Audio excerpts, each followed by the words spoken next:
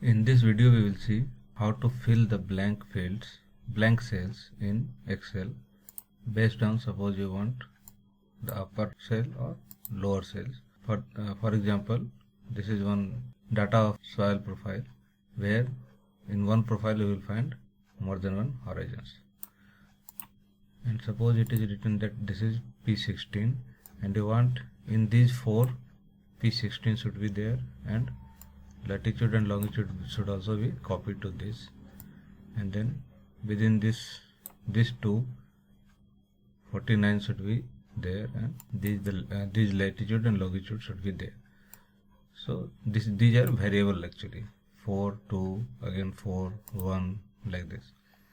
So how to fill these blank fields? So simply you just select these columns and suppose up to here I want to fill, and then click on F5. So in some keyboards it may be function F5, and then go to special and select the blanks and click OK. So all the blanks are now selected. Now you just go to formula bar, click equal to, and suppose I want the upper cell should be there in all these blanks. So click here and then press Ctrl Enter. So now you can see up to here 16 is there, up to here 49.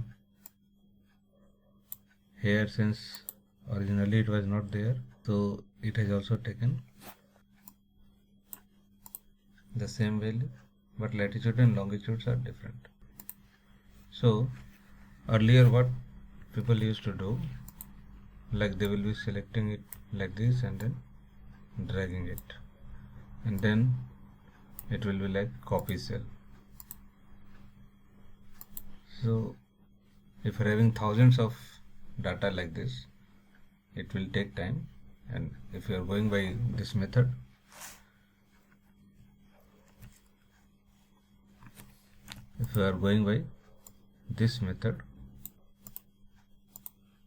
it will take hardly 5 seconds. Thank you for watching.